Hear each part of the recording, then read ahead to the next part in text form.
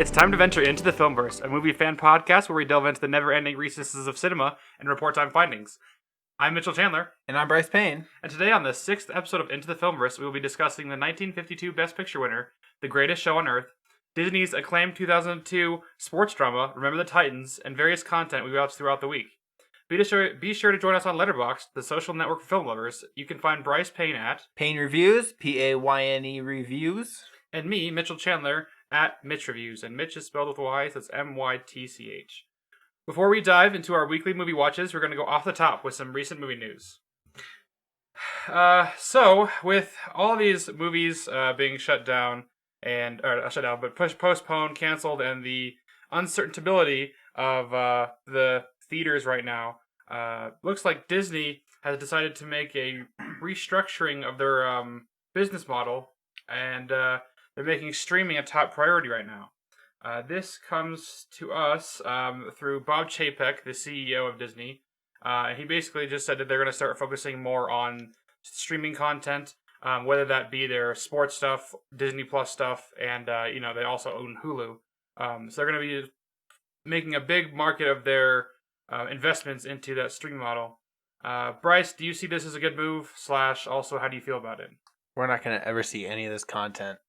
That's honestly how it feels at this point. Though, we're going to make a huge investment into streaming. Except where is it? It's been 2 years. Yeah, it's Disney like Plus. You guys said this was going to be a huge investment, and we've had one fucking show out of this. Yeah, we're getting a second season of The Mandalorian before we get a single drop of Marvel content. A single drop of any content really beyond Marvel or their first wave beyond their first wave of stuff they had come out before it came out, and then nothing's been dropped for like a whole year. Now I have had it brought to my attention that Disney Plus isn't necessarily a marquee streaming service that you would expect like from a Netflix or a Amazon Prime. It's more like a commodity or something you have to the side of it. It's like your mashed potatoes to your.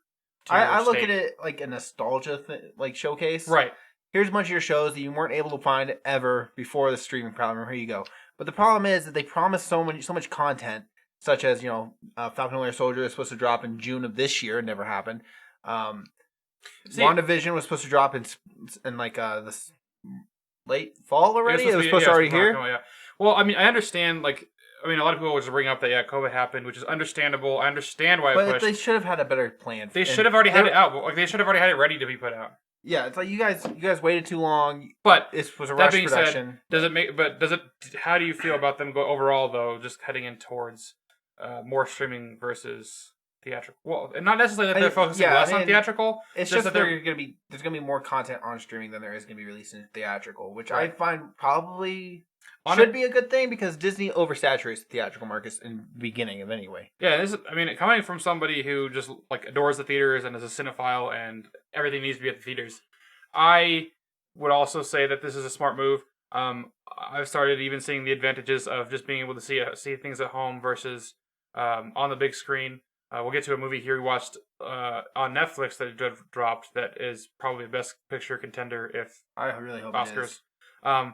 But I still think I would rather have seen that on the big screen, but I'm not sneezing at it to just see it on my screen. I get streaming's accessibility, you can just pick it up and watch whenever, but there's something that gets added to the experience when you go to theatrical, as we've gone through multiple times before on this podcast.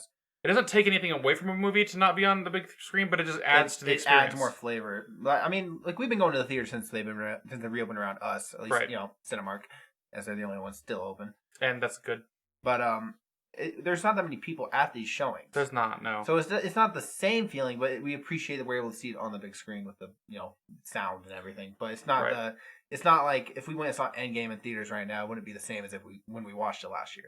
Sure, that makes sense. Because there's less people, the experience isn't going to be the same, and that's kind of how it feels going to see new movies right now. I guess that's the point of what Disney's trying to make is they want their Endgames, they want their Black Widows to be in theaters still, but there's some of these other films. Maybe we might see more Pixar films go straight to streaming like they're doing with Soul. Or they just dropped a new movie. I haven't seen it, but they've dropped Clouds, and I can't imagine that having a very successful theatrical run. But it might find a home on Disney Plus. Exactly. They're just going to focus more on content. And it's not even just the content they were planning on putting in theaters. They're just going to be ramping up and being able to provide us with more content to watch, which I never think is never a bad thing, is more things to watch and more Only things to if it enjoy. ever actually happens, though. Right. Because Exactly. right now, it's like... I'm sure it will. It's just going to be it's just going to be a minute. It's going to ramp up eventually. It's like pouring water on your hands and expecting it to stay there. Like, right, exactall. It's like, we were going to give you more, and you're like, well, where is it? Where is it? You're like, well, here, have some. But like, this is just the Mandalorian. It's gone now. That's all I have. And we're all like Oliver Twist being like, please, sir, can I have some more? Please, sir, can I have some more? Well, along with Disney, another thing that we've been streaming in movie theaters, all the industry, just another thing we've been talking about a lot lately, we talked about it a little bit last week, was Spider-Man 3. So Sony has announced that it's already in production, and like production as in filming has started. And it started in, I think it's New York, they said? Yep, started in New York. And they already, we're going to have a first look at it in December. 2 months away. I feel like that's a little too soon. We're going to I haven't seen Black Widow, Eternals, Shang-Chi, none of that. The only thing that has a trailer right now is Black Widow. I feel like it's too soon to give me a Spider-Man 3 look, and there's like 5 other Marvel movies coming out before that, yeah. I'm like, no, I don't even know what Shang-Chi's about yet. Like, is this going to like be a part of it? Or Sony's just like, we're better. Here we go. Yeah, no, I kind of agree with you. Maybe we'll see Morbius, though. That would be interesting. Confirm all of the rumors. Ooh. See, I think that's a big thing. I think that's why they want to make the splash in December, is that it's going to start re-energizing for the new year about all these films that are going to be coming out. Because Morbius is supposed to come out in like March. Yeah, all this stuff is supposed to. I mean, everything is already supposed to come out. So I mean, I don't even. We're saying supposed generally. It's not like I'm not expecting it to. Right. Because everyone seems to think that when 2020 ends, the COVID virus is just going to go away. Exactly, but January 1st. Whenever you have a movie that comes out a year in advance and you put out a trailer, it's almost like it's kind of pointless because you create all this. And I say almost because with Spider-Man, I think it doesn't matter when you can put out a trailer 2 years. You can literally put just a picture of Tom Holland's face next to a building. Everyone's gonna be like, "Oh my god!" Right? No, exactly. Exactly. So that's why whenever you put out any marketing, it's almost just like people are gonna eat it up. But what I always hark back to is that Godzilla movie where they put out, was it Godzilla or no? Yeah, it was definitely Godzilla. They put out marketing for it a year and like a half in advance. And people forgot the trailer even came out by the time the movie came out. Or they thought the movie had already... A lot of people had already thought the movie came out. Because they had put the trailer so far in advance, it's like, once a certain time passes, you're like, wait, didn't that come out already? Why are they marketing it again? Yeah, but with our modern slate of movies, like, how it's working is we're getting trailers for things that are coming out next like, August. See, I understand... they're still backed up on stuff. So right. Like, why not just throw Spider-Man in there? Oh, well, at least it'll get Marvel back into the headlights. Exactly. No, I definitely understand why they're putting something out. Usually it's just like a little, like, flash, like, that this is happening. And as Marvel stands, we're 100% okay with it. I just think it's too soon. That's right, exactly. I'm like, you just started production. Like, give it a while. I mean, it's not like they're gonna show a full trailer. It's probably gonna be like a 30-second. Like, I just want to see Venom just show up in the trailer, like the teaser trailer or whatever. Just have like a reference to Venom, and then be like, all right, so it's confirmed. My hopes is that they confirm.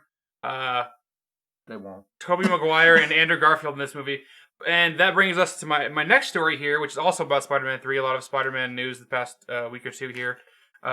So last week we talked about how Tobey Maguire and Andrew Garfield might be rejoining the Spider-Man 3 film. And then the very next day, Sony shot that down. Well, or quote unquote shot it down. They? Exactly. So one of the, I wouldn't say CEO, the spokespersons for Sony Pictures, he came, a rep, sorry, that's the word. A rep for the Sony Studios came out and said, those rumored castings are not confirmed.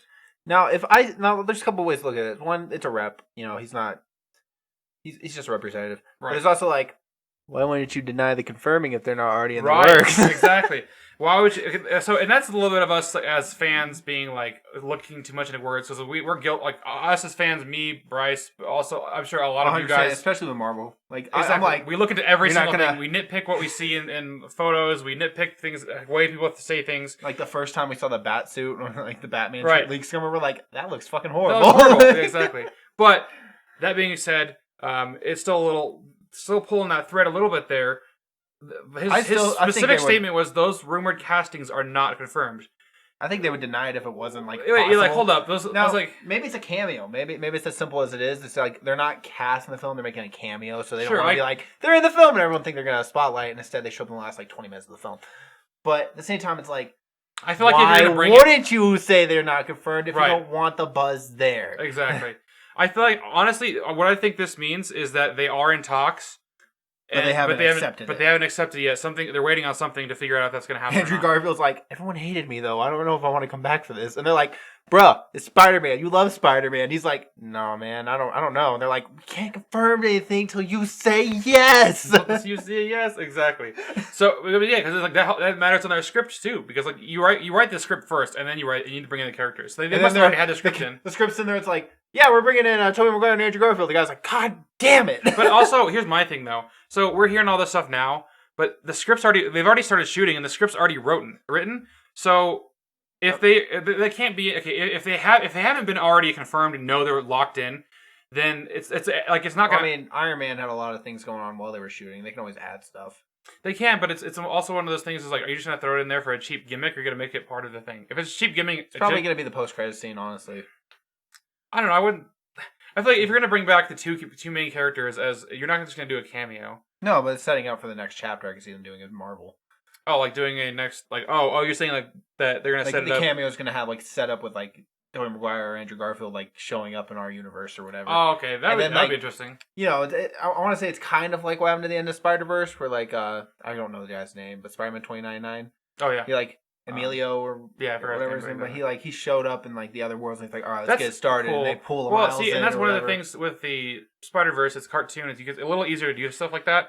But I can see like something to do with Doctor Strange or something, like a portal, like Doctor Strange's portal like opens up, and then here comes like Andrew Garfield and like Tobey Maguire coming out of the portal. My like, main what the thing hell's going on? Like, what is this? You're like, my main thing is I just don't want them to be like some cheap throwaway thing. No, but with Sam Raimi being being the director for Doctor Strange, I see them like I can see them like weaving a web together. I'm starting to see pun intended. That's pun intended. Well, honestly, I'm starting to see things shape together that I'm looking forward to in the MCU. Because they said that WandaVision, that new Disney Plus show that's supposed to come out soon, is December, right? It's supposed to be connected to the Multiverse Madness. It's supposed to be connected to the new Doctor Strange movie. But we're not getting the Doctor Strange movie until 2022 now. Right, but listen to this. Then they said that Spider-Man is supposed to be connected to Doctor Strange. Is going to be Doctor Strange's mentor role? So, and not only that, but then you see stuff in the Sonyverse. Or in the Sony, or the Spunk, as what they called it. If you haven't heard of that, just look it up. It's like the Sony Pictures universe. Sony Marvel Universe. Spider-Man Universe. Cinematic Universe. Yeah. I don't know. It's called Spunk. But anyways. It's weird. It's silly. But their films, they seem like they're going to have crossover with Michael Keaton as Vulture, potentially, in Morbius film. And so I feel like, and then then we don't have a whole lot of projects outside of that more details on those, but it looks like there's going to be some sort of multiverse kind of thing. Could you imagine having this much detail going into like phase 3 of the MCU? They're like, and in Endgame, we have so and so confirmed for casting. You're like, oh, all right, that's like 3 years away, but cool. Right, exactly. Meanwhile, Endgame's like a year before. They're like, yeah, Benedict Wong's going to be in there. They're like, oh shit, really? Wait, really? He's going to be in it? He was Doctor Strange. Oh my god. But I guess we'll just wait and see on all that stuff. Take everything we hear in the news right now with Marvel with a grain of salt until we start getting content dropped. Yeah, no, I we still don't know anything. Yeah, I definitely agree with that. And most of the Spider-Man stuff, besides that they've started filming and that we are supposed to see something in December, all the stuff with Tobey Maguire and Andrew Garfield, all that's just really rumor, speculation, nothing substantial to that. What if in the Spider-Man movie, they bring in Miles, then we have Andrew Garfield, Tobey Maguire show, like, we get a fucking great Spider-Verse movie. I'm going to say this right now. By 2026, we're going to have a Miles Morales movie. That means they're going to kill Tom Holland off. I would be cool with that. Because I love Miles. But, I just think, just the way everything's headed, there's... At that point, I feel like Tom Holland, 10 years as Spider-Man, would probably be like, yeah, I'm good. Yeah, I'm ready to step away. I want to do some more serious roles like Devil all the time. I'm over this. So, speaking of new stuff, Texas Chainsaw Massacre, I know this is a big one of your favorites, it is your favorite horror film. My favorite slasher series. Slasher series, exactly. They basically just released a poster. I think their 2021 release date is when they're supposed to come out. Next year. They just released a small poster and a little I did look into this poster they released. Because I zoomed in, was analyzing it, because I was like, what's in this poster? And you can see the scene from the end of the original Texas Chainsaw Massacre with him chainsaw over his head in the mouth. Oh, cool. And you can see little details on the sides, and that's pretty cool. So Which, I mean, I guess the poster looks better when you start looking deeper into it. Right. But, like... In addition to, like, the poster, they also released a little bit of information about the movie, saying the new film, a continuation of Tobe Hooper's shocking 1974 seminal horror classic, marks the return of Leatherface, reintroducing one of the most iconic villains of the horror genre to a whole new generation. And so basically, I mean, and it goes on to say that this film is going to be kind of what Halloween did with the new Halloween that came out in 2018. It's basically going to ignore all of the sequels to the original Halloween and basically be a reboot / sequel to the first Halloween, the first Texas Chainsaw Massacre movie. For the third time, guys. We're doing it for the third time. I didn't know that. Was it really the third time that they've done this? Like rebooted from that? Yep. All right. Well, yeah. My they hoping did it in 2013, and then it was like crap show because it's been like the spunk of the 3D era back when it was like trying to be 3D. So it was like Texas Chainsaw 3D, and it like erased everything past the first one and like started the film off at the end of the first movie with like cops showing up at the warehouse. So I've only seen the first one because we watched it together, and I did not know that those were like other films like that. I thought they were just like sequels and sequels. No, okay. So it's the timeline for Texas Chainsaw Massacre is really kind of weird. Like the first one is of course the iconic perfect horror film. Then you have Texas Chainsaw Massacre 2, which basically Tobe Hooper made like a satire on his own film. Okay. So it became more of like a dark comedy versus like a horror movie. You have Texas Chainsaw Massacre 3, which is just forgettable. It's nothing good in it. It's just gore and like there's no story. It's horrible. Then you have Texas Chainsaw Massacre: The Next Generation. And that was Matthew McConaughey's first starring role. And it was only supposed to come out because he got more popular during the end of the 90s. So they released the movie at the end of the 90s because, like, star power, his name. And it was horrible. They cast, like, porn stars and everything else in that movie trying to fill roles. Like, what the fuck? They had, like, alien abduction, CIA conspiracy. Like, that movie was trash. In the Texas Chainsaw Massacre? Yeah. Okay. Well, okay, you had the 2003 and 2005 remakes. I think it's 2005. That weren't bad. They were like their own little pocket kind of thing. Like it was like a classic reboot of the Texas Chainsaw Massacre. But like the first one being like basically not a scene for scene from the original, but like taking the same story from the original and just adapting it. And they did fairly well. The second one is a prequel to the 2003 one. And then you had the 2013 one, which did what Halloween did, scrapped everything. And then they were like, it's its own like thing, we scrapped all the sequels. It's its own area, it's gonna do it, and it bombed. It was horrible. And then you had the 2017 one that came out. There's a 2017 one too, and it's called Leatherface, and it's supposed to be about like the origin of Leatherface. And instead, like for people that know Leatherface, he was supposed to be portrayed as a retard, and that's literally what Gunnar Hansen, the guy who played Leatherface, called him. Like that word for word, he said he played him like a retard. Whether that's not PC these days, who knows? No, but that's word for word what Gunnar Hansen said when they asked him like how he played him. And so he's not supposed to be a villain. He's a sympathetic character in my mind. Like he's not diabolical. He's not like a masochist. He's just like but he's LeBron in the family. That's all he is. He's just there to be the strength and be like the guy that like can hold people down and be like he's just dumb. He's dumb and just big. That's his character. Right. He wasn't supposed to become this huge horror movie fanatic. He's just supposed to be the bulk. He's just the big different dude that like just didn't quite understand what he's doing. And the problem with like the new like Leatherface movies is they make him more of like a sinister, sympathetic, like a non-sympathetic, like he's a evil entity kind of thing versus just like a guy helping like doing what his family says. And you know what? I didn't even think about all that, but now that you bring it up, I definitely understand why it's more. That's why Leatherface. I mean, I can see why that sequels don't terrifying. Work. That's why sequels work because he just doesn't. He's not because he's doing it to be mean. It's doing it because his family tells him to. He's not the brains behind the family. He's just there doing what they tell him to do. He doesn't know any better. They're like, go kill that person. He's like, all right, that's what my brother wants me to do. I'll go kill that person, and heads on over there and kills him. But what they're doing with the new movies is trying to make him seem more like diabolical, like he knows what he's doing, like he's smart enough to know what he's doing, but he's not a smart character. Like he wants to kill these people rather than just doing something to help his family. Like for instance, Leatherface was said to be like figure out who is the person who turns into Leatherface, which one of these characters is the one that becomes Leatherface.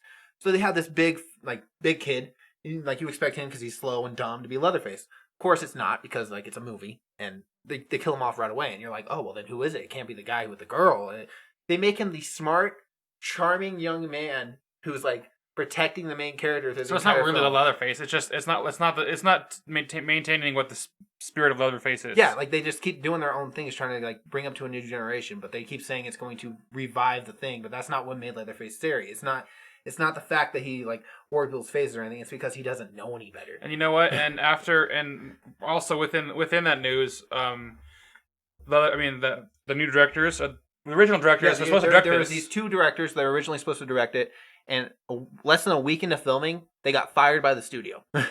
So they probably were going to some direction that they didn't want them to head in, which is maybe I don't know, who knows if it was the right one or not. Yeah, I guess but we'll then find out. They hired this other director who has basically no credentials, has no experience, is just like this is his first big film, and all I can think about is like my way of thinking about this is the studio wanted someone that would do what they wanted because they're trying to be so much like Halloween from 2018. They didn't want directors doing their own things. They wanted the director to lay on his back and like do whatever the studio wanted him to do. Sure. They're like, Halloween did this. Halloween was successful. This was their best-selling movie in the franchise. We got to do that too because like Leatherface is dying in popularity because he's not a good character to have as a slasher franchise like lead anymore. Right. At the time, yeah, he worked because it was scary, but every sequel makes him look stupider and stupider. And that's coming from a guy who has Leatherface tattooed on his arm. Like I love this dude. Exactly. Like, but it's just, honestly, I going into this and the story, I was more, I guess I would say optimistic about it because, I've only seen the first one, and anytime someone says, they're going to like scrap all the... See, my issue is they've already done it though.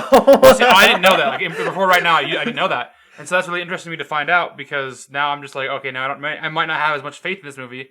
But I would be interested to know, do you know, has the directors...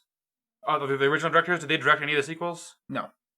Nobody that's ever worked on a single Leatherface movie, other than the creator Toby Hooper. Yeah, that's has worked on any of their films. Because now that I think about it, I was like, so they haven't done any of the they didn't do any of the other ones that sucked basically for the most part, and so they were going to come in and do this new one, which I'm sure which might have actually gone back and made something good. But now that they've brought in some unknown director, which is not always bad. But in a horror movie genre, which is like, it's really easy to make horror movies, but it's really hard to make a good horror movie. It worries me they're getting someone with no experience. Well, I guess my thing is I hope it's good. Poster looks cool. I hope it's great, but I'm just like, I'm looking at the track record and I'm my excitement for the movie has dwindled a little bit just because of everything there, but I'm still going to see it at some point when it comes out. No, like I'm 100% like I've known about this movie for at least 6 months. Like I knew this was going to happen. Like like in the horror community, we've been talking about this. It's been rumored. It's been like the plot details have been somewhat leaked reportedly. It's supposed to be a 60-year-old Leatherface hunting down 2 teenagers. One of them's a cripple. Oof. And I'm like, so you're bringing in the cripple like Frank from the original movie. I don't really want to see a 60-year-old bum-leg Leatherface hunt down teenagers in like Texas. I just don't want to see that. That doesn't sound interesting to me. That doesn't sound too great. Because but I guess we shouldn't wait. We should wait until we hear specific details of the plot before we. Well, yeah, this is just me being like an ultimate pessimist because this is one of my favorite horror movie franchises. Right, even if they're horrible, I still. It's one of those things like you just really want it to be good, and I know, and like I don't hate any of the movies. No, you'd rather they not do it, and do it wrong, or do it right. And if you're gonna do it right. Otherwise, just don't do it at all. Yeah, I mean, like it's like the Saw franchise. Like every single one they make, people say it's terrible, but I still have a fun time with it. I think I stopped at the third one. I was like, I watched the first one, I loved it, and then like the second two, they just went downhill from there. No, and then with like Spiral coming out, where it's supposed to be a reboot of the series, they're just like they keep. Was that supposed to come out this year too? Yeah, it's supposed to come in May. Man, I can't keep track of all this. But like they keep rebooting these old horror franchises, thinking that they're gonna catch the same break they did back in the '80s, early 2000s, and whatever. And it's not the same. You see movies that like Get Out and Us and mainly Jordan Peele stuff. But Jordan Peele and John Krasinski. Yeah, 100%. Like Quiet Place was so unique that everyone loved it. Yes. You had like I'm pretty much I have hope in Spiral. Chris Rock's the one making it. Like I got hope mainly because like he said that he's a huge fan of the Saw franchise. He loves all of them. He just doesn't think they have enough comedy, so he's bringing comedy in there, and that's an interesting take. Like that's a unique take on the franchise. But like then you look at Nightmare on Elm Street, where like they took the character that's been so iconic since the 80s, and they just made him like a different character entirely, like a pedophile, and the movie was horrible with like great lighting, and they were like trying to be an obligatory remake of a horror franchise they're trying to get money out of. Well, speaking of horror movies, and just like horror franchises, we're going to be doing a special here soon, a Halloween horror special, talking about all things horror and Halloween. So we'll be sure to do that here soon and kind of dive into a little bit more into different topics of horror there. But just so you guys know, I got a lot to talk about. I love horror. he does, it definitely. And I'm kind of on the opposite spectrum where I've never been a huge fan of horror, but I've been watching a lot of more horror films this month. So that'll definitely be a really fun discussion to have when we get to that. I really hope this Leatherface movie is good. I mean, I know Sure. I'm very pessimistic and not looking like really high hopes. I know I'm still gonna watch it. Hopefully, it goes to theaters because Leatherface didn't. So Yeah, I mean, it could be a direct-to-video. it's really all those. So- It's one of those things. Is that right now? I'm sure that all the movies that are being made, I'm sure, are probably meant to go to. Well, maybe not all of them, especially not now with streaming being a huge thing. But just like, I'm sure their plan is to try and do more theater movies, but they're keeping their options open. I'm sure. No, but there's like a lot of movies, like horror movie franchises that get sequels. That if they know they're not going to do well, Sure, they just try to they put it in like streaming or limited theatrical release, like 3 days, right. and then they just release it on Blu-ray. Which what happened with like Jeepers Creepers 3, which I told you a lot about my experience when I saw it in theaters. They did that with Leatherface. They like if they know it's gonna be a bad movie and they know it's not gonna get received well, they just do it to see like the hardcore fans go in and watch it, and usually like they're not happy. That makes sense. Well, speaking of franchises that didn't have endings or didn't have I wouldn't say well reviewed, but Not so well Dexter, ending. no, well, like anything. Dexter, the serial killer TV show, is getting a reboot / renewed limited season, basically limited series. Let's catch up with Dexter and his slides. Exactly in his slides that he got rid of in like season 4. But exactly. But they started again. It's okay. No, you're right. No, I mean, I am in the minority where I enjoyed the ending of the Dexter season. I never finished it. Fair. I got halfway through, and then I just realized it was just the same thing every season, and was like, I'm done. It was a lot of the whole thing. Well, they would like introduce season. a new character. Like Dexter would get with a new character. They do like one of them was like a protege, one of them was like an accomplice. You know, he'd get to know them, and then murder. Then he'd kill him, and then like the next season would start, or he'd have like a little bit of trouble with like people trying to figure out if he's the serial killer, and then that's the whole season. Basically, I was like, 5 seasons of this, I'm done. I'm out. Like. But I just wanted to quickly mention it just because I'm super excited for it. I'm excited for it too. Dexter I'm fan. actually it's making me want to rewatch the whole show because I'm like, this means that like they know the ending wasn't very well received and they're gonna try to do better. But I also feel like it's like Dexter is still popular today after like 7 years. Exactly, and I think honestly a big thing that has to do with that is Netflix. I feel like because it went on Netflix for a while. And it blew up. Even still is maybe on Netflix. Yeah, it still is. Yeah, and it just blew up after that. That's where I watched it. That was Netflix for the first time. I never even knew about it before that. And my family actually really liked this show. My dad, who is not a horror like anything, like he doesn't like serial killer stuff or anything, was really into the show. So like it has a very. It's one of those things that it's because it's very different. I was like, you've never had a movie or a TV show where you're rooting for the serial killer. You're rooting for the serial killer. Exactly. And that's what's beautiful about it. And the memes that have come out of this show. Oh, it's a surprise, motherfucker! I'm really excited. It's nice to see Michael C. Hall go back into like his role because like he has not been in very many movies that have been good. Right? No, I definitely he could not get past Dexter. It did not work out for him. It did not work out for him. Well, before we move on to anything else, I have to call you out on something. There was this. Okay. Oh, so you added this? I did. I sent him a different version of the show notes so I could call him out on this. There was a 17-minute short by David Lynch that called "What Did Jack Do?" And this is on Netflix. And I was just sitting at work, and he told me to watch, he said he watched it. His review was like, "That's weird. All right, that was a weird movie, but I liked it. But I loved it." And he gave it 4 stars. I'm like, "What kind of review is that?" It was like 1 line. And then he's like, "Just watch it. You tell me how you." I was like, "Watch it." I was like, "Fine. I guess I'll pull it up."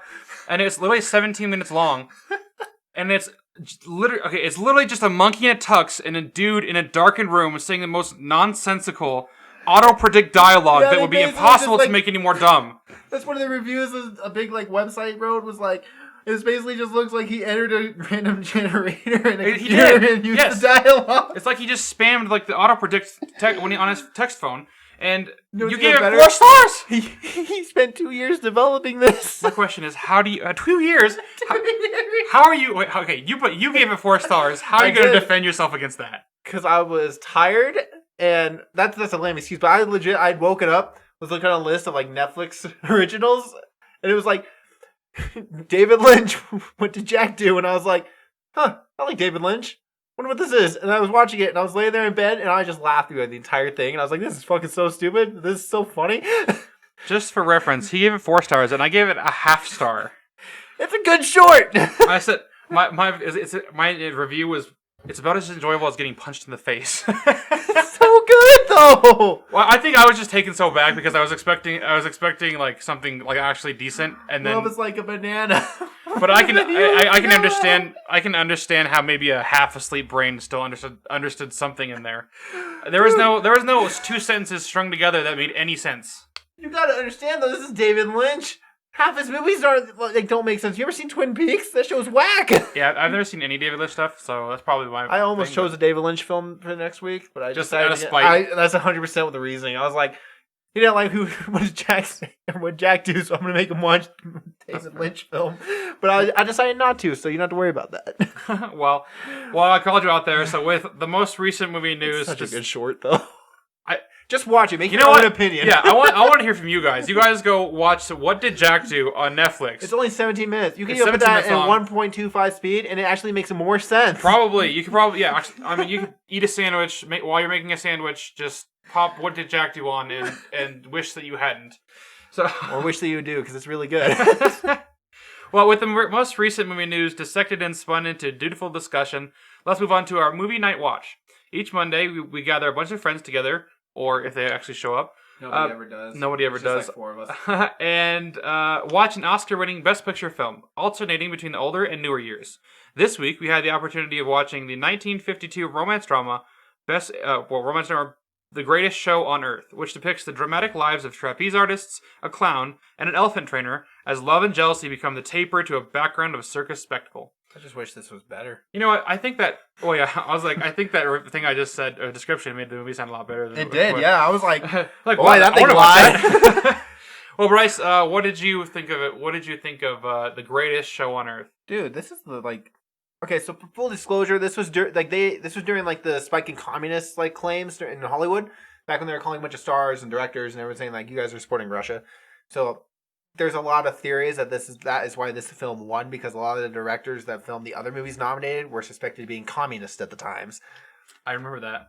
Well, I don't remember, but I just remember learning about that. And so it's they just found the only movie they could find that they couldn't tie to any communist thing, and they're like, yeah, that one won. And I'm like, you guys are fucking wrong. It's not okay, but here's the thing: it's not a bad movie. It's just so fucking boring. It's the scenes where they're not doing circus acts are actually they're okay. fine. Yeah, those are watchable. You're sitting there watching the story, and you're like, yeah, this is pretty good. Yeah, and then there's just we're gonna go back into them pulling up the tents for another 10 minutes. You're like, fucking great, yeah, cool. We already fucking saw this. See what happens? It goes 25 minutes of putting up tents and circus acts, and then 5 minutes of dialogue. 5 minutes of dialogue and interesting things. 25 minutes of circus acts. It's literally just back and forth, and it's there's not enough good in between the bad. Yeah, and then you have that stupid well, I'm gonna one up you on that stage, and it's I know. Get the fuck over yourselves, fuck's sake. Every time Sebastian came on stage, everybody's like, Sebastian, oh my god, I love you. We're sitting there he's not even doing anything that impressive. Yeah, he just looks. He's I'm swinging off a bar. Oh, look at me! It's he has muscles, cool, man. He has muscles and a good strong jaw.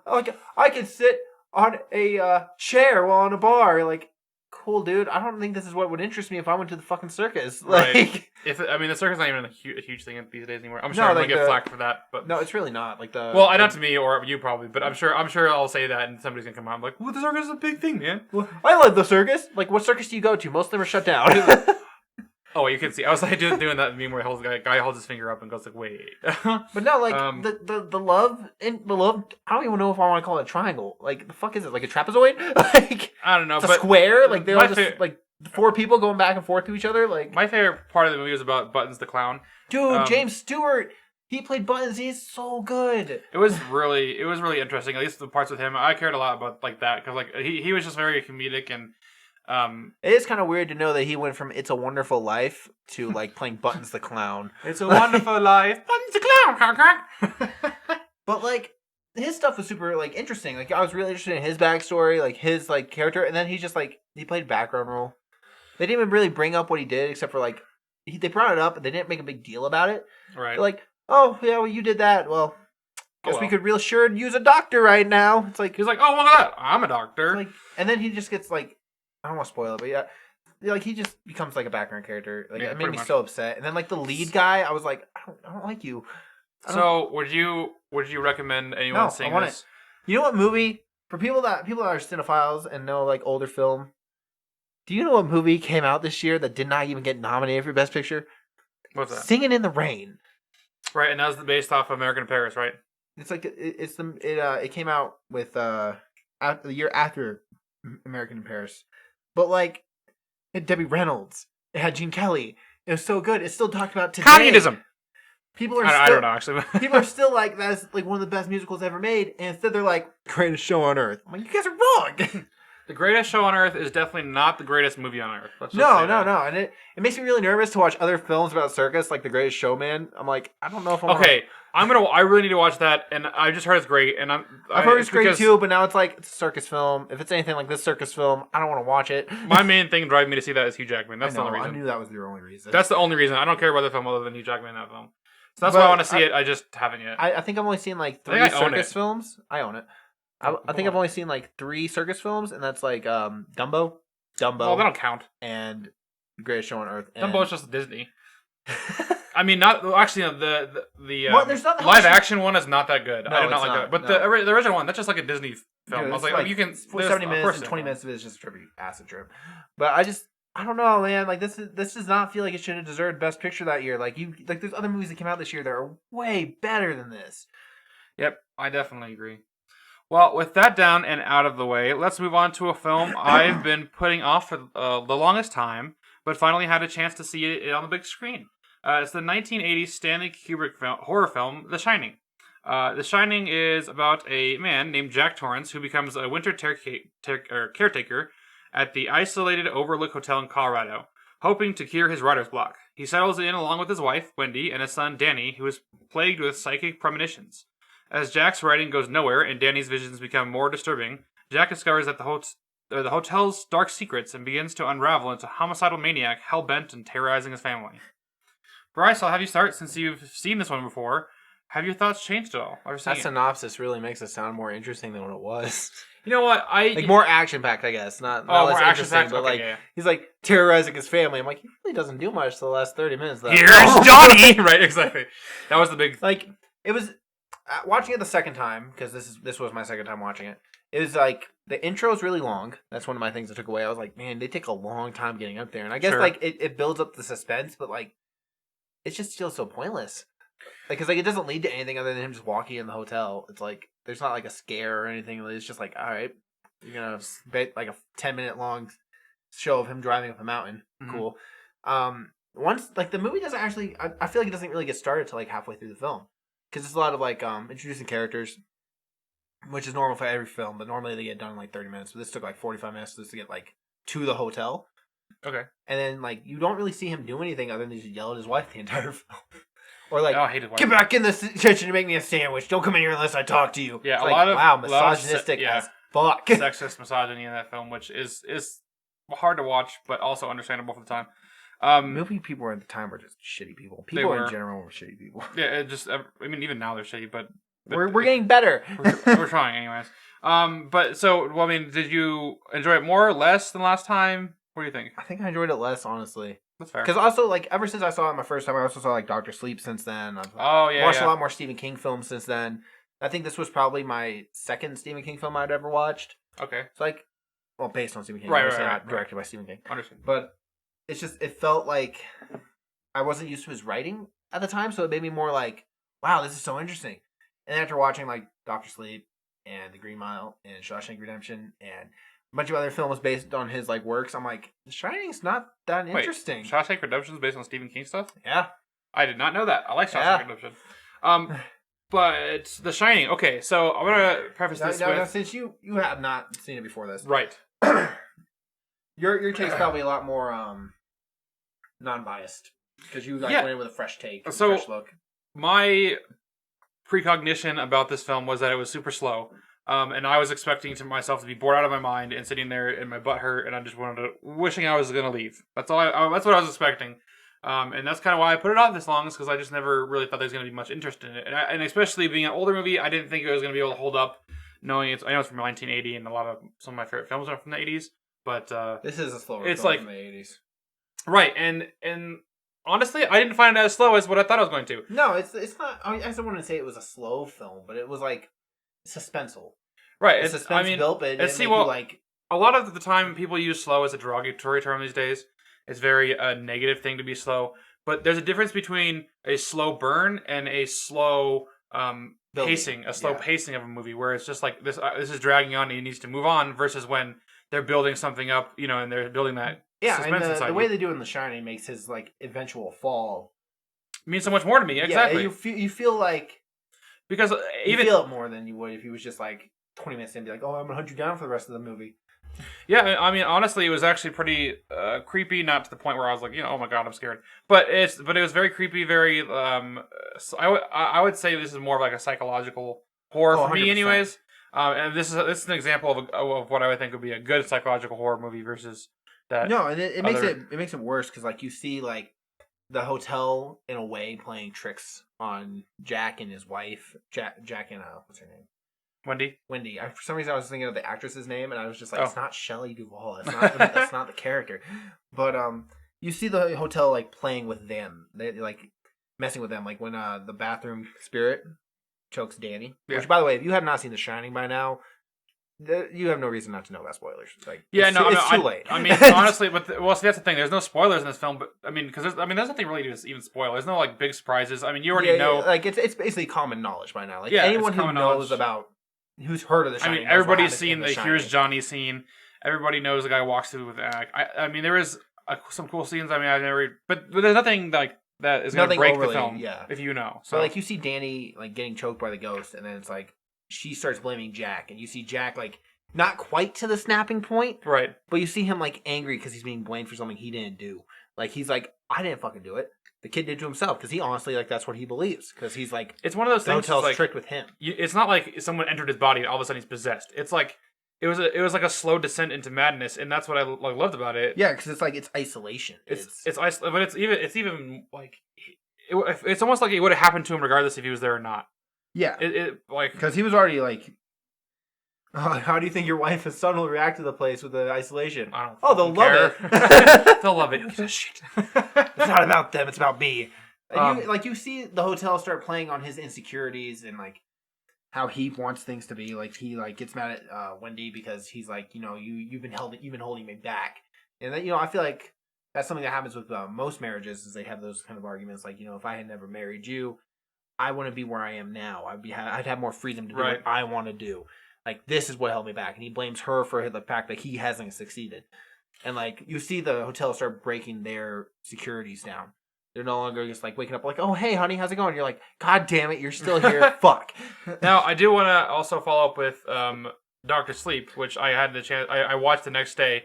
I don't want to go too much into it, but I definitely want a newer film, and it's pretty well worth watching. It definitely is well worth watching. Especially if you've seen The Shining. But I wanted to see it when it came out in theaters, but I hadn't seen The Shining when Dr. Sleep came out in theaters, so I didn't go see it. But I was like, then I just watched Shining, and I was like, okay, now it's time for me to watch Dr. Sleep.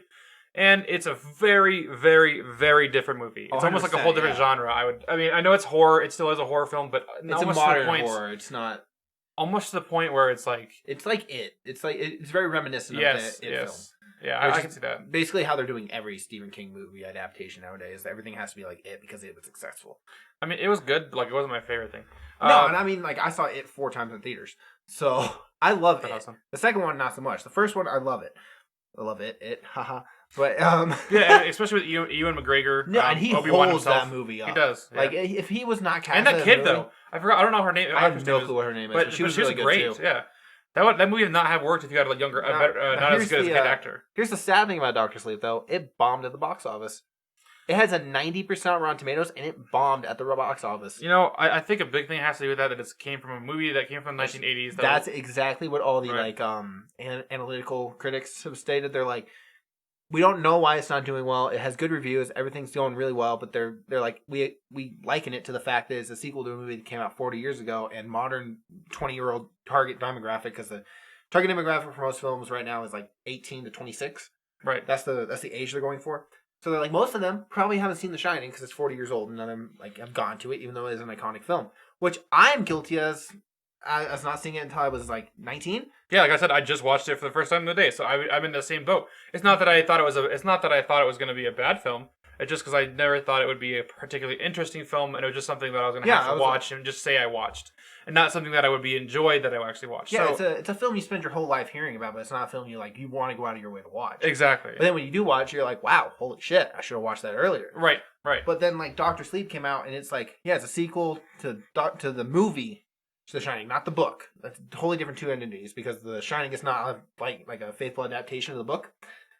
And Stanley Kubrick wanted to do his own thing, and Stephen King hated the adaptation of The Shining. He thought it was the worst adaptation of any of his One of those things. Okay, whenever I hear about an author, and this is coming from somebody who writes for a living. Well, not a living. I do other things for a living, but I will write for a living at some point. I've always hated when somebody sells their book or something and they're like, "Oh, I didn't like that adaptation. I don't approve." I'm like, I don't care. Like, well, the problem is that no one even went up to Stephen King and tried to get like his viewpoint on anything. Stanley Kubrick was like, "I'm doing things my way because I'm the director and this is my fucking movie." And another thing that I always like to mention is that so a lot of people can always give the credit for the director for the story. But a lot of times, like, the director doesn't even, like, come up with a story. It's like... No, he's just there to keep everything running. The writers, exactly. Yeah, it's like, he doesn't even, like, line up the shots. The cinematographer does that. Like, a director is just there to be overseeing the whole thing. A lot more lately, you see the director more involved in writing and the story process. I'm sure they're involved... Yeah, oh my god, Bong Joon-ho. He's amazing. But no, like, and The Shining has a lot of things behind the whole, like, filmmaking behind it. Right. Like, the iconic scene of the elevators gushing with blood. They put that in trailers. Do you know that there's not supposed to be any violence in like the trailers like that back in the day? Oh, I didn't know. You know how they got away with it? How? Stanley Kubrick told them it was Kool-Aid. Oh my god, that's awesome. Well, actually, and that's another thing. I've seen that scene plenty of times, or as growing up, that the blood coming out of the elevator is it's very reminiscent. It's iconic. It's iconic, and yet it somehow draws me in, and it creeped me out when it happened in the movie. I'm like, I don't know how this is happening. I recognize this, but I was like, it's creepy when I'm watching it here. You see that guy, the dog, lift his head in that room and just look at it, and you're like, that's fucking weird. It's one of those things, and I think this is why I really enjoyed this movie, is because even the scenes where I already knew they were coming and I already knew they were going to happen, especially like here's Johnny's scene. They're still unsettling and they're still impactful to me, and I think that's a testament to how good the movie is that it's not about what you know, it's not about spoiled. Does it still affect you? Yeah, and then there's even more nightmare shit like Shelley Duvall and like all the scenes where like the one where she's backing up the elevator, swinging the bat, like get back, Jack, stay away, Jack. Oh my god, that's not her talking to the character. That's her talking to Jack. Right. Like Stanley Kubrick had her work like all day sometimes on one scene, yelling at her, telling her it wasn't good enough, do better, you could do better, like screaming she's not at a great her. Actor, so. And then she'd be sitting there crying and like getting ready to pass out and looking weak because she was. Well, no actor should have to go through that. I mean, I'm sure other actors have gone through worse. Apocalypse Now. Was that we watched? No, what did we watch that was on the top? Cannibal Holocaust. Oh yeah, cough, Cannibal Holocaust. But still, there's a. I don't think she was. I didn't like her character. I'll be honest. No, and Shelley Duvall, and as lovely as a person as she probably is, sure. She's only been like 3 movies I know of. Like she scared me more than the Jack did half the time. No, and like she just from the way she was acting. She played Olive in the Popeye movie with Robin Williams. So she played the love interest. Interesting. She was also in this other movie. God, what was it called? I think it was called 3 Women. It came out. I don't remember who else was in it, but I know she was in it, I think. Thinking of the right movie. And then The Shining. She really hasn't done much. Makes sense. But she's got... I think they only picked her for this role because she had such a average kind of like... Yeah. Which is honestly, that's what I appreciate that. But God, did you see how fucking tall she is? I did not. She was like freakishly tall, man. And that's not mean. That's not a mean thing to say. But like she was like... Every time she was in a scene with someone else, she's like either above them or the same height. And I was like... That's really unsettling. Like when you see her like going in a room and she's like following like Jack around and like she's taller than Jack and you're like I didn't even think about that. Maybe it's just like but that's I guess you're right. I didn't. She's that makes tall sense. and lanky, plain looking. Like it makes sense why she was cast. And then like Jack Nicholson like, hey, you want to be in this movie? He's like, yeah, all right. So my verdict, and I'll let you decide yours. But if you haven't never seen The Shining, and I would go watch it. Just take the time to take the 2 hours to watch it. It's so worth watching. It really is. Even if like you're not into horror movies, like this is a movie that even if you're into film, if you want to like broaden your horizons or just like you've heard about this film your entire life, this is one of the ones. Watch it. Yeah, this is one of the ones. Even if you're not like a huge film lover, I feel like it's a really good film to at least.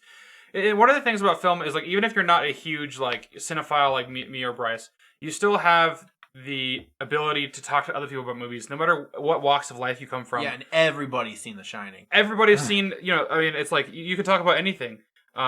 And or anything related to movies, you can bring up like the newest Avengers, and Everybody's perhaps gonna be like, "Oh, I've seen that." Yeah, I was like, I mean, maybe they might not like it as much as you, or maybe but they've seen movies you've probably seen. And that's one of the things. The Shining is something that film is connects easy, us." Exactly, it connects us together, and that's one of the things I feel like The Shining is one of those films that connects us together more so than some other ones. So I would definitely recommend watching this. And then watch Doctor Sleep if you really like The Shining, because it is a good Yeah. sequel. It's just not the same. I would type. say even if you don't like The Shining, to watch Doctor Sleep, because it's such a different film and has such and it's so unique compared to The Shining that I feel like you would appreciate Shining even a little bit more after seeing Doctor Sleep. Stephen King did. Right? Yeah, he did exactly. Stephen. He's like Doctor Sleep changed my perception on Stanley Kubrick's The Shining. Right. Exactly. Because it was just such a good movie, even though it bombed. I don't Which know is why it usually bombed. one of those. Which is usually weird because most times sequels make the first one worse, but Yeah, this one worked really well. it did. It just didn't do well because nobody has seen The Shining apparently, or no one knew what Doctor Sleep was about. Right. Makes sense. Even though it was such a good movie. Well, with our thoughts on The Shining dwindling into the void of infinite content, we move on to a new Netflix film that dropped recently. And by recently, I think a few days ago. It's a drama/thriller titled The Trial of the Chicago 7.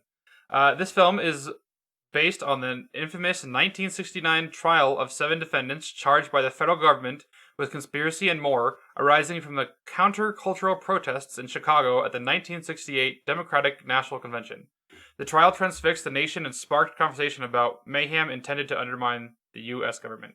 So, in English, basically it was about a protest at a convention for politics, and basically it got a little out of hand.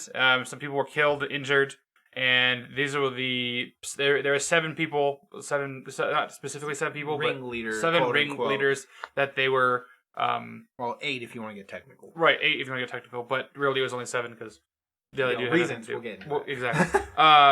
That were put on trial because they said they were there to incite violence, and this was their fault that all this happened.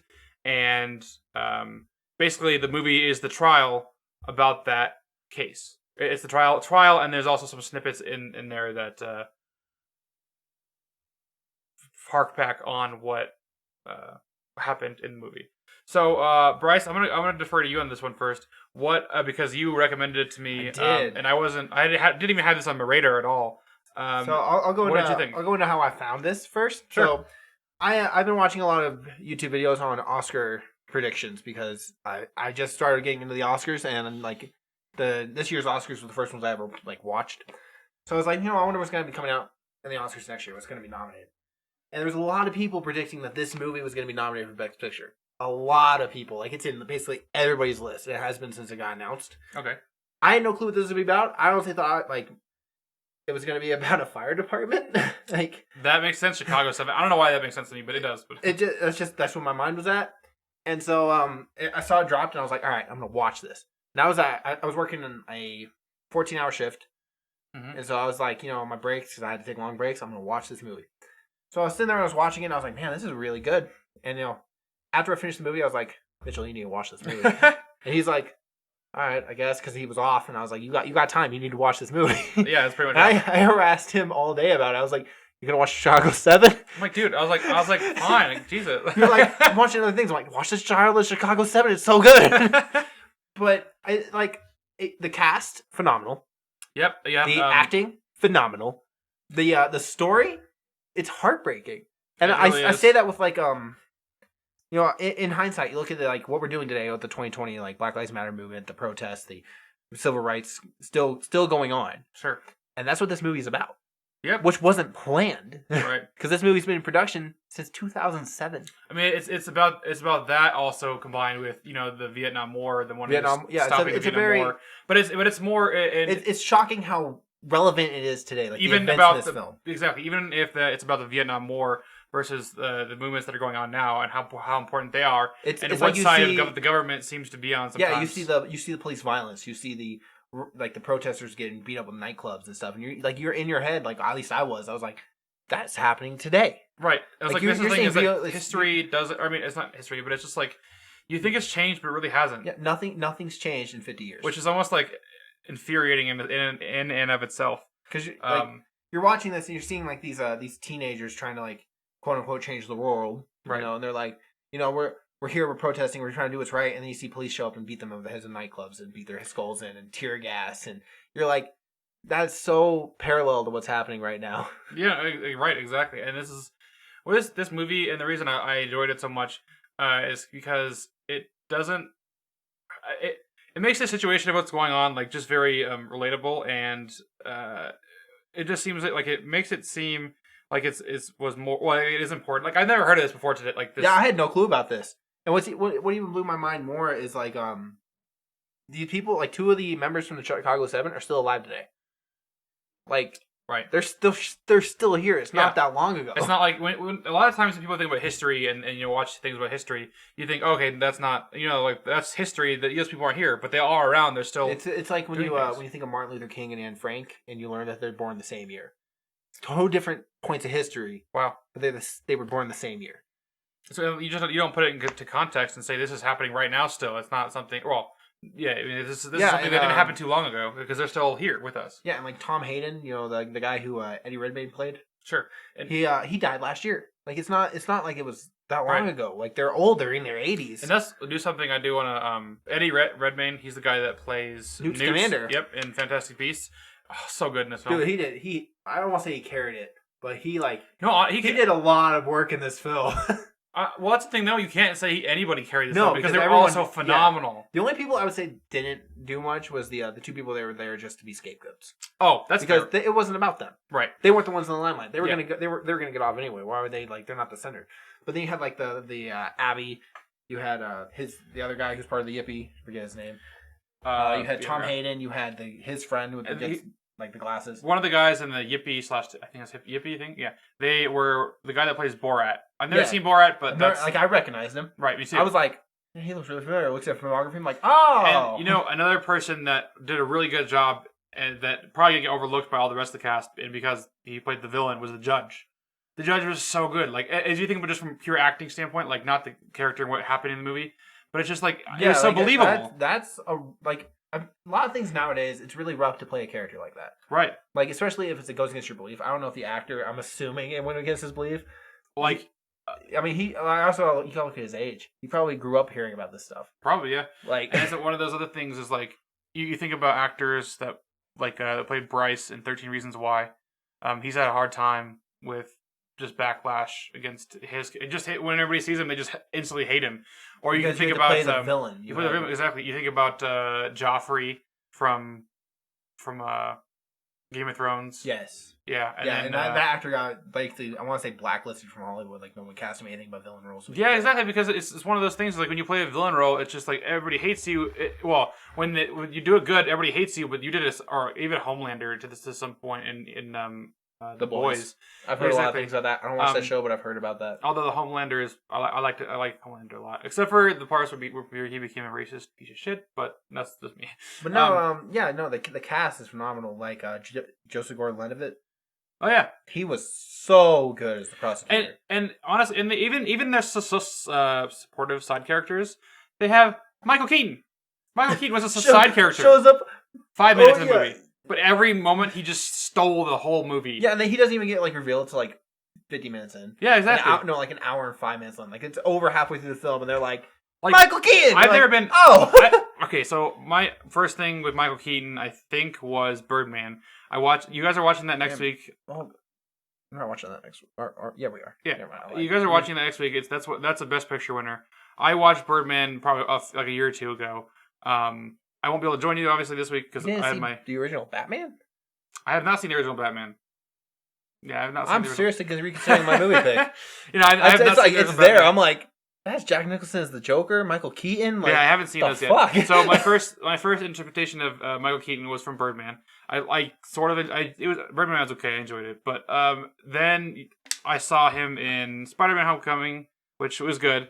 But this one is really the film where I've seen him do something that's like Not in the wow. Yeah. Like, it's just like he wowed me in this movie. That's why he hasn't wowed me in anything else. Like, I think there's a specific scene in Homecoming with like the green lights and everything that was like really, Well shot. chilling to me. But yeah, it was more well shot than it was acted. No, I really like Michael Keaton. Yeah. That's why I was like, you haven't seen Batman? What? I have not. I know, Like, that's why it's crazy to say, but I have not seen Batman. When I was a kid, he was like, he 1989. was the first Batman I ever watched. Is it weird to say that I don't even like the Dark Knight series that much? That's taboo. Can't say that. I know, that's why I said it, but I was like, I don't even like it that much. No, but like the original Batman, like I remember being like 5 years old, going to the flea market, and I found a VHS copy. That's like my first. I feel like I just threw my whole everybody was caring about opinions. Probably doesn't care now. It's like, oh, he doesn't like the Dark Knight. Oh, he's just go fuck him. It's okay. I don't really like the Batman Begins or the Dark Knight Rises. Dark Knight, I like Heath Ledger. I don't like. Well, okay, I'm not gonna say. Well, I'm not gonna talk about Batman. We're talking about. Yeah, we're talking Trial of Chicago 7. Let's not get sidetracked here. It's too easy. Batman's a very bad subject to get into. It's too much. Yeah, we'll be on that forever. And don't get us started about superheroes. But no, the Trial of Chicago 7, it blew me away. It was nothing like I thought it was going to be. Here's why I enjoyed it so much. Because they took a subject that I didn't care about, and had nothing about, inside of a courtroom, and it was beautiful. Like, yeah, it made you, like, at least made me look it up. I was like, hold up, like, is this a real thing? And I looked up, I was like, you gotta be kidding me. Right. Like, a couple facts from that got omitted from this film. When they got their case finished, they had the entire all the defendants and their lawyers had to cut their hair. Right. Yeah. I mean, that was what the judge made them do. It just kind of messed up what the system made. Yeah, and then the chief of police in Chicago actually held up Abby's hair as a trophy. Ugh. Went on a podium and was like, "Yeah!" It's like, dude, that's fucked. But this is so. I'm gonna read my review for the Trial of Chicago 7. I gave it 4.5 out of 5 stars. Just almost there, but just not like. Yeah, 5 stars. A star more than I did. Exactly. So I said it takes a strong director to make a courtroom drama as enriching and provoking as this. Not all justices are approached equal. Not all cases are set right, and this movie is evident of that. But even in the midst of indictment, they were still able to bring forth a message that went above their sentence and spoke to the truth as to what it means to be an American, what it means to be human, even amongst tyranny, what it means to be a patriotic, even when the patriarchy tells you that you're doing it wrong. If this movie came out any other year, it'd easily be a contender for Best Picture at the Oscars. And the only reason I said that is because, well, I have a different opinion about what the Oscars should be this year. No, I agree with you. I just don't think we're gonna skip it. Oh, that's fair. No, I found this to be astonishing to watch. These men were put in a corrupt court. They already knew they were going to be found guilty. Right. That's one of the first things they tell you after the court trial begins. Is they know they're going to be found guilty. They know it. They're not there to try to fight the sentence. They're there to try to make a statement about what's happening to them is a fucked up thing about like the government, about about what the police are doing to people. Like they even have evidence that are like, yeah, we weren't the ones that did it, and this is just them trialing us out of spite. Right. Like they have evidence about that, and it still happens anyway. So it's less about them trying to prove their innocence because they already know they're innocent. They've already proven they're innocent. No one cares. I don't want to get too much of the story. I mean, obviously, but it's because I want you guys to go out and see. Yeah, it's an amazing film. 100%. But like 100%. Like if this gets nominated for Best Picture, I'll be happy. If it wins, I'll be happy. You know what? But I mean, that's definitely. I'm also like, to have that's closer for next April, when the Oscars are more in line.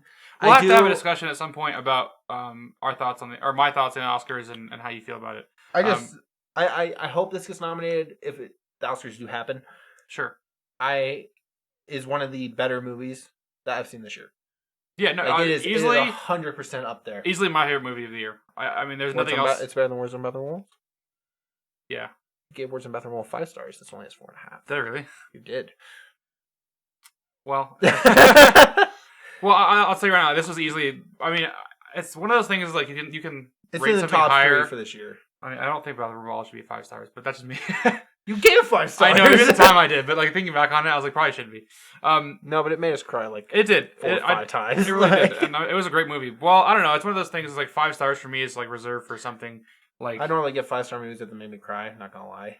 If that makes me cry, that means it was really emotional. Like a movie that I'll get to here a little bit later that we watched for our movie night or for our our Filmverse feature. Yes, and speaking of the next thing, because we've been discussing Chicago 7, and we don't want to give it away, watch it. It's really good. Watch it really good. So, after pressing pause on the small screen and falling back into a leather recliner with a bubbling cherry Coke, ready to experience cinema as it's meant to be presented, Bryce and I watched the Academy Award-winning director Bong Joon-ho's 2003 thriller/crime film, Memories of Murder.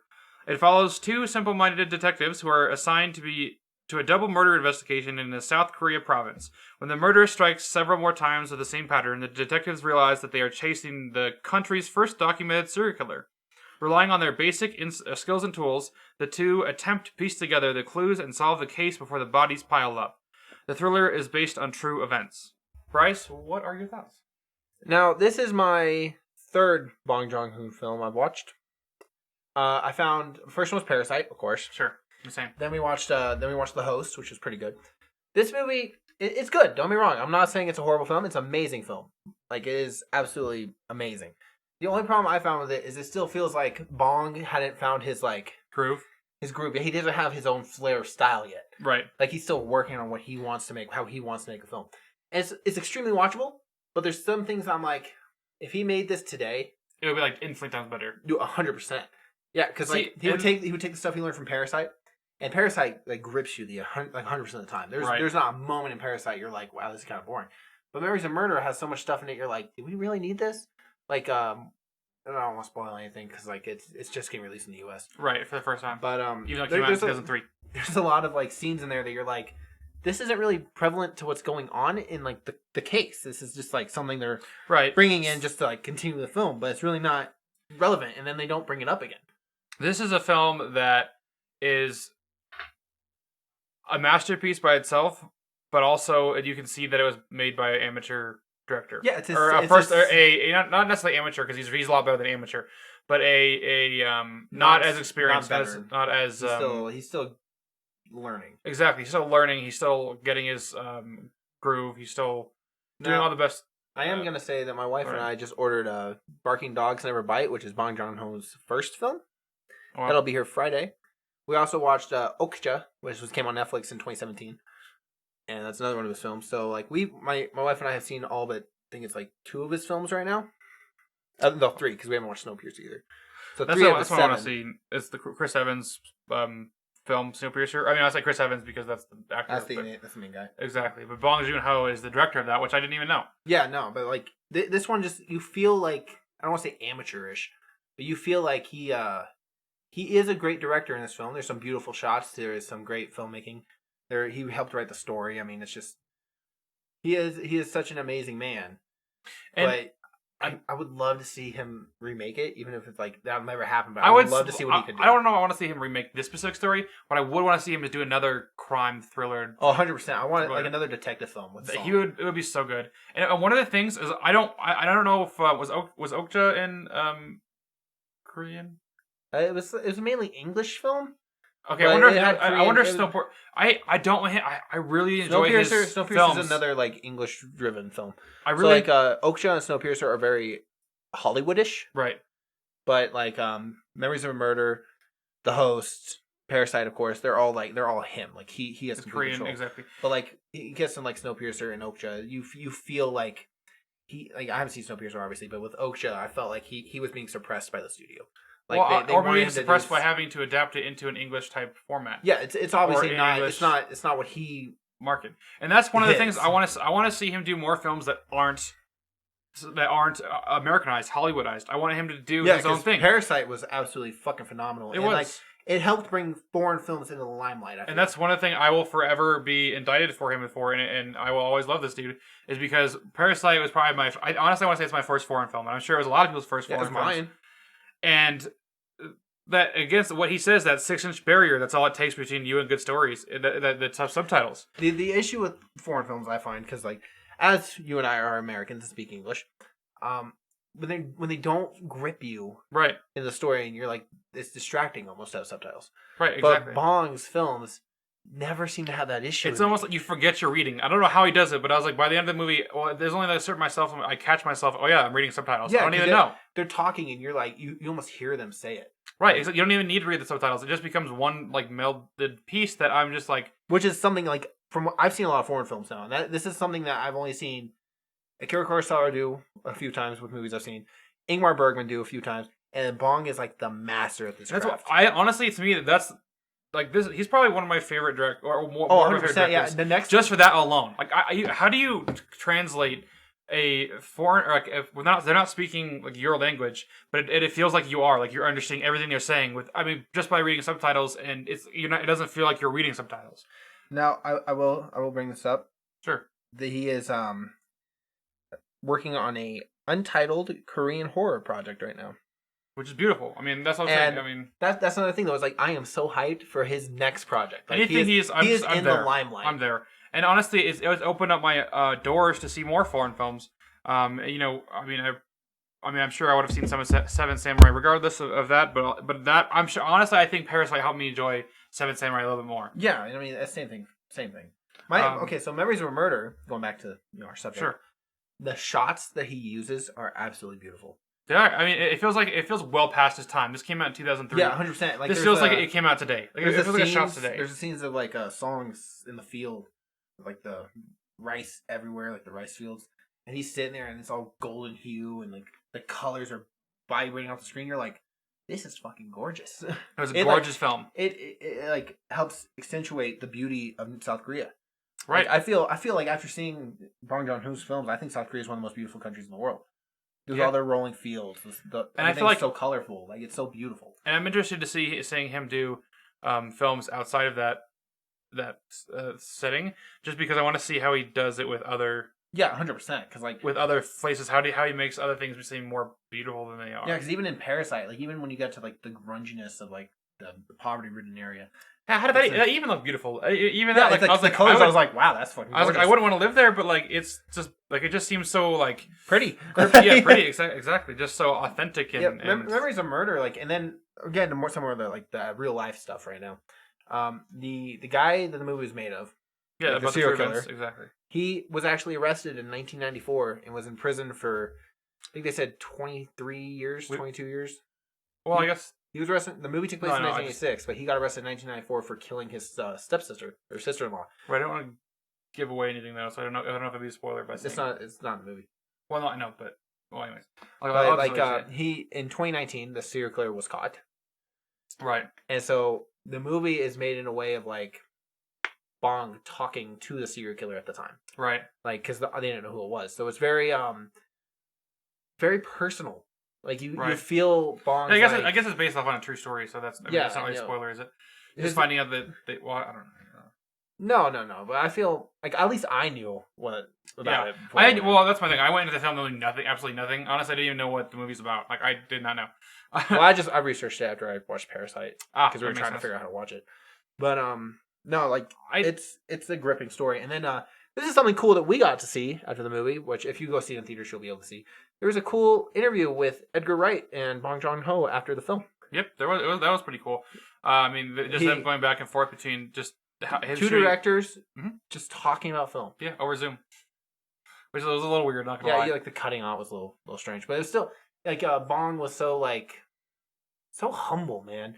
This dude just won Best Picture, Best Director, Best Screenwriter, and he's still sitting there like, yeah, Edgar, you're like a really great director. I love you, and you're so fucking humble, man. Holy shit. He's the cutest dude ever. Like, and that's one of the reasons I love him so much. His smile, he's like sitting there, he's like, yeah, I'm a great guy, but like, look at all these talents in the world. I know, and you're exactly. like, you're so nice. How are you so nice? Even when the guy tells him he's amazing, you can just see in his eyes, he's like, I'm not that good. Like, guys, yeah, he's like, I'm not. Like, have you looked at yourself? He's like, well, and I think he has that same sort of candor, or the same sort of feeling that I have. He's like, okay, I know my project's good, but stop telling me. I get it. Like, well, it's like when he did his Oscars when he won Best Picture. He like standing ovation from Martin Scorsese. Even when he's in the spotlight, he brings it to other people. Right, exactly. It's more of like I'm good, but look at all of you. Right, exactly. It's not about me. It's about us. It's like goddamn Bong, you were the sweetest so I man. would.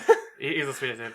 Yeah, I'd recommend watching this for sure. I mean, even if it's I will say it probably won't strike you as well as Parasite did, because I mean, obviously it's 16. That's really all it is. Yeah, and it's 16 years after or before Parasite, so he's still like his filmmaking's still being refined, but it's still worth a watch. I will say my wife gave this a 5 stars and said it was a masterpiece. I gave it 3.5, but I also gave we were a little 4. bit more critical. It was only the only thing that really it was the pacing in some spots was just seemed out of place. It just seemed like there could have been a lot more cuts. There was a lot of things I was like, this really wasn't needed in here for the story. But it was gripping. It was a really good story. It was emotional. It's definitely worth a watch. Definitely. Well, with our thoughts on the various content we watched throughout the week, spiraling into the Filmverse, let's move on to our Filmverse feature. Each week before our podcast, we watch a film that the other person wants to share. Last week, I chose the 2000 sports/drama Disney film, Remember the Titans. Remember the Titans is, I'll just read the synopsis here. In Virginia, high school football is a way of life. As institution revered, each game celebrated more lavishly than Christmas, each playoff distinguished more grandly than any national holiday, and with such recognition comes powerful emotions. In 1971, high school football was everything to the people of Alexandria. But when the local school board was forced to integrate all black schools with all white school, the very foundation of football's great tradition was put to the test. So basically, was basically back when civil rights movements were still going on, which I mean, I would say it's still happening, and it's bullshit that it's still happening because people are dumb. Yeah, people are dumb. Black Lives Matter. That's the simple thing. But the movie, I watched it first when I was in, I want to say high school. It was like my first year of high school. I was in like 9th grade. And they were like, we're going to watch a movie today. And I was like, oh, great. I was like, they never choose good movies. And then I was just enraptured. Like, I don't know. And it instantly became one of my favorite movies. And so that's why I wanted to share it with Bryce, because he said he'd never seen it. And he said he didn't like sports films. And he kept mistaking it for The Blind Side. I did. Which I was like, I swear, I would. For like the last week, I was like, yeah, we're gonna watch The Blind Side. He's like, no, Remember the Titans. even like a few weeks ago, he's like, yeah, I ordered your favorite movie, The Blind Side. I'm like, Bryce, no, stop it. It's not okay. He's like, well, they're all the same football movies, but I want to see how your opinions change from that, Bryce. So what did you think of the film? Okay, soundtracks are important. Yes, I will say that, like, if you watch Guardians of the Galaxy, soundtracks are very important. This movie has one of the best soundtracks I've ever heard. I agree. Like, the amount of, like, hype you feel when the song starts, just like, immediately. The cast, charming. Every single character has their own flair about them. They're all unique. Blue was awesome. Yeah, I love Blue. He's probably one of my favorite characters. Seeing Ryan Hurst as a young man, really weird. Without the big beard from The Walking Dead. Oh, a little Ryan strange. Hurst, yeah. But and then Ryan Gosling. Really good. Ryan Gosling, he was a twig. That was so weird. He's not a man yet in that film. He's like a little twig dude. He's like, I'm here, and you're like, that's not the same guy. Strong side. Who was in La La Land. There's no way it's the same guy, but it is. It's a little weird. Frosted tips, 90s kind of style. Yeah. Even though it's the 70s when the movie was based, but whatever. Yeah, 70s. 1971, yeah. The film transpires sports. Right. It's not about football. And that's coming from, I don't like sports films, and the sports scenes didn't actually bother me. I was like, they're coming together, they're being a family, they're being a team. I was like, yeah. And that's what it was about. It wasn't about like, yeah, we're playing some football. I mean, throw the ball. Exactly. And that's the thing for me who's played football a lot when I was a kid. I really was interested to see how this. I was hoping it would impact you in some way that was beyond football, because it's really not. It was about football, but it was like it's a backdrop. It's not there to be about football. And it's almost crazy. This was a real story too, based on real life. It's just I will say that as someone who doesn't play sports, has never played a sport except basketball, but that was middle school. Shit was like Marine Corps, and I was so scary for me. I was like, if I was a high schooler, 17 years old or whatever, and I was getting yelled at like, "No, you don't get water. Get down and keep jumping until I say so." I was like, dude, that's fucked up. Yeah, no, I mean, that's definitely. I mean, it's probably gotten a lot more lax since then, because there's a lot of things you can't do now that you could do back then. As with a lot of Run 2 miles. No, you don't get a water break. You get a water break when I say you get a water break. Exactly. But yeah, I mean, that's the main thing. Is just that it was more of spoke to human nature rather than hey, we're gonna play some football. And even the football scenes were more about just them working together and coming together. It's like when you see what's his name? It starts with the B. Ryan Hurst character, the team captain. Oh, not Barry. Barrett. Wait, you mean there's Julian and Gary? Julian Gary. I was thinking of his last name. Oh, okay. But when you see like Gary sitting there on the field and he starts like cheering on his like African American teammates instead of like he went from such a bigot character. Right. He was like, I don't want to sit on the bus with you. I don't want to talk to you. I don't want anything to do with you. You know, all I want to do is like play the sport and like don't talk to you. I don't want to deal with you. To like, hey Julian, come meet my mom. Come eat dinner with me. I know. And it's like, And damn. broke up with his girlfriend. You know, the broke with his girlfriend just because that lost a. You know, split up with his old best friend. But you know what? He made a better one, so it's fine. Right? No, he definitely did. But that's my thing though is he was willing to leave his old road behind, not because it was the cool thing to do, because it was the right thing to do. It was 100%. And that's and there's a lot of this whole movie is filled with just chock full of moments that are quirky and very not quirky, but it's like, very it's like when clean. you see the one guy sit at the table with the African American people, and they're like, "Go back to your own people." It's like, man, I don't got any people. You are my people. Yeah, we're all the same here. And like they're like, yeah, he's just another one of us. And like they hug him, and they're like, yeah, man, we're all a team. And it's like, damn, it's so cool. And even moments like where after they win the game against that one racist coach guy, yeah, and Denzel Washington gives him that banana because he called him a monkey earlier. That was just like it's just so smart. It's just all these things that they do, and they always follow through on every single one of their things. Just when you think it's going to be some joke that they throw away, they follow up with it in the next scene, and you're not expecting. Yeah, it's like the yo mama jokes. Right. They're like, yo mama, what'd you say about my mama? And then like the people are just like, hey man, like it's all right. Like I'm gonna go get with his mama now. Right, exactly. Or also even another scene where it's just like they follow up is where Sunshine comes in, he kisses Gary, and then they come and they're like, hey man, you gotta tell me. Were you actually gay? He's like, why does it matter? He's like, it doesn't matter. I just want to know. He's like, well, if it doesn't matter, why do you need to know? Think about this. That was in 2000, 20 years ago, and that filmmaker was already so ahead of his time because I mean, back then it still wasn't that like it was a taboo subject. It still was a taboo subject, and nowadays, but they were so ahead of the time that fits in today. That like this whole movie still like affects things today. I feel this is gonna be a horrible thing because like it's been 60 years almost since civil rights actually like kicked off as much as it did, but like the fact that we're still like getting movies like this where you're like it shows how things should be, how like things should have changed, things how it could have been, and then it's like nothing's changed.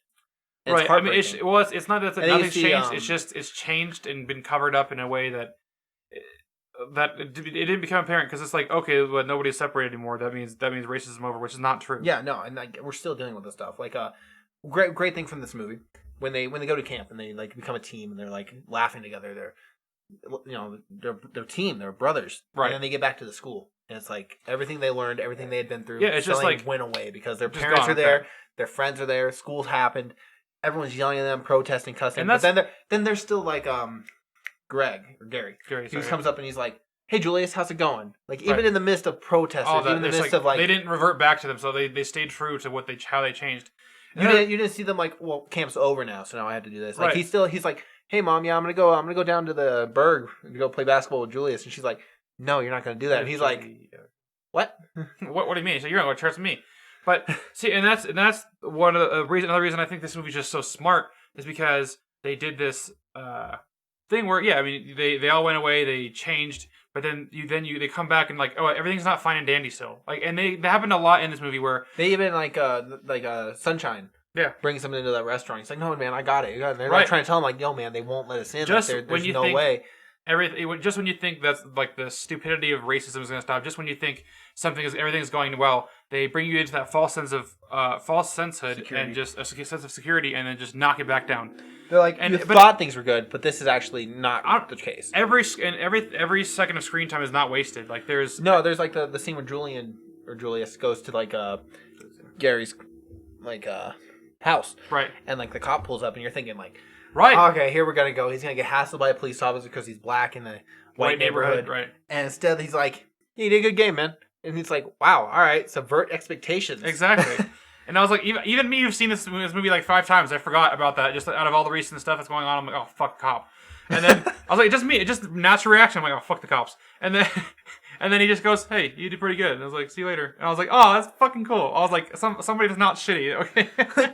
good for you, man. And then you start seeing the town kind of like become more acceptance. But like it doesn't make you think that everything's fixed.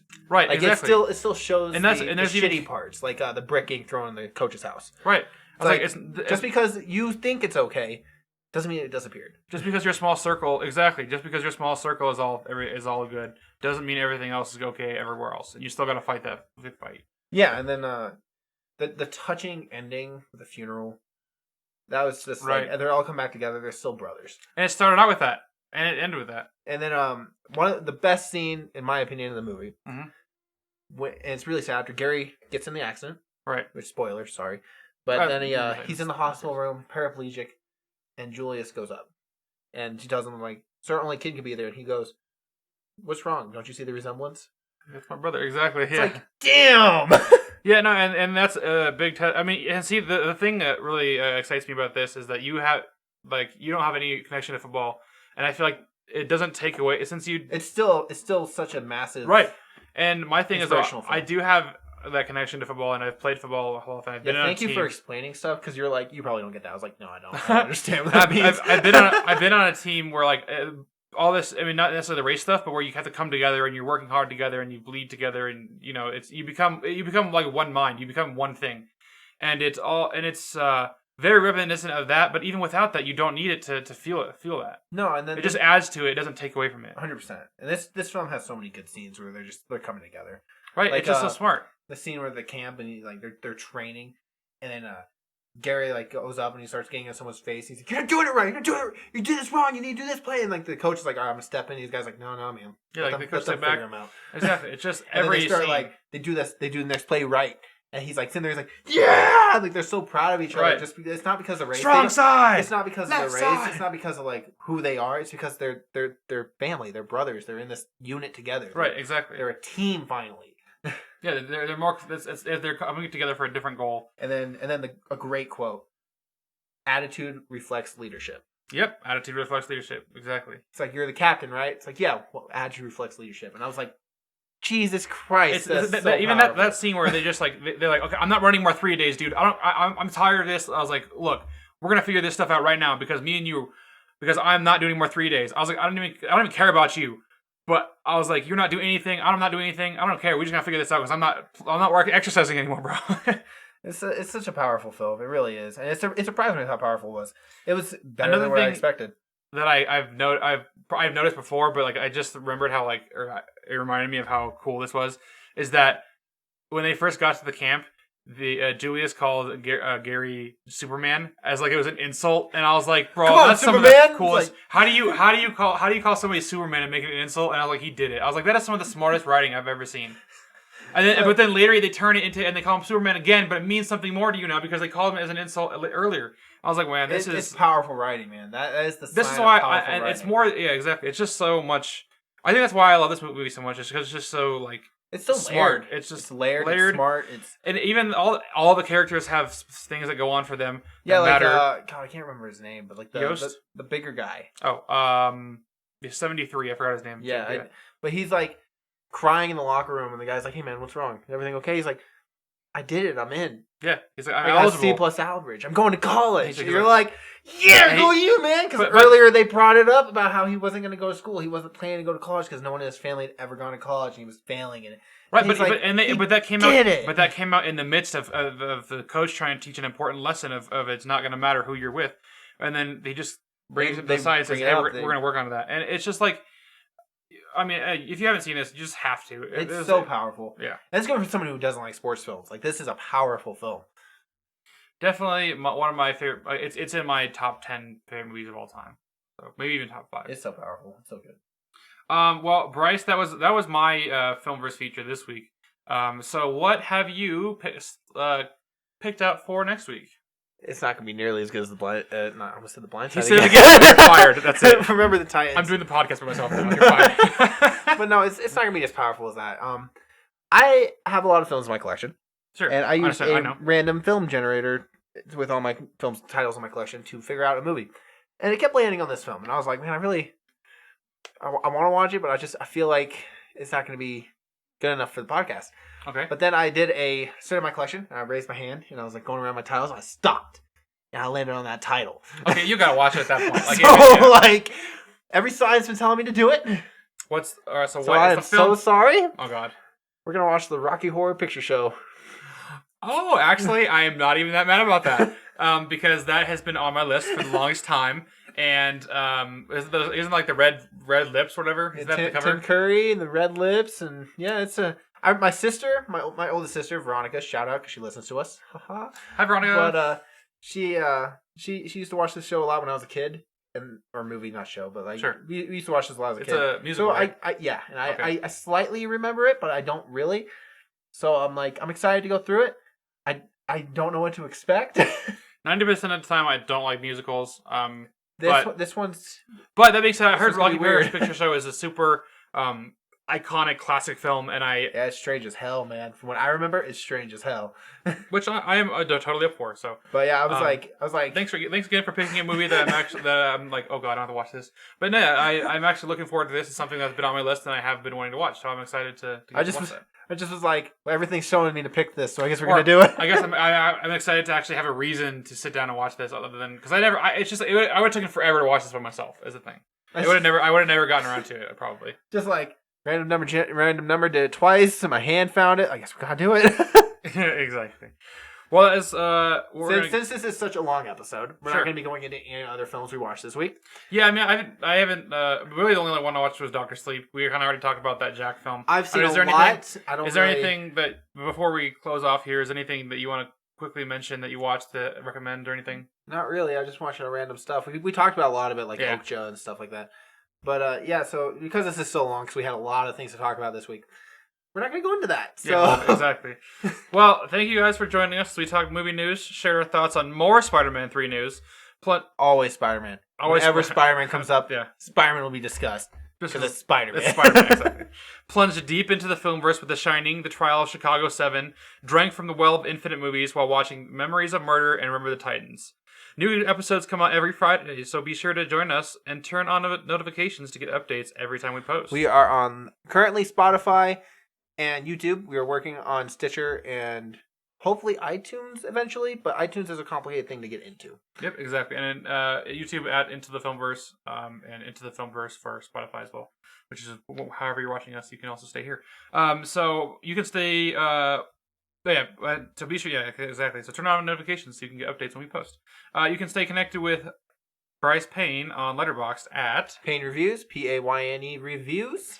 And you can stay connected with me, Mytchel Chandler, by following me on one of my various social medias on Facebook and Instagram at author Mytchel Chandler, Twitter at Mytchel Chandler, and on Letterboxd at Mitch Reviews. We will also be starting a Instagram for this podcast, like completely just for this podcast, where we'll be posting pictures of the covers of the movies we're going to be watching and other things we Brief find. snippets, exactly. And Mitch is spelled Mytch. And that's all for this week, our fellow cinephiles. And until next time, Excelsior!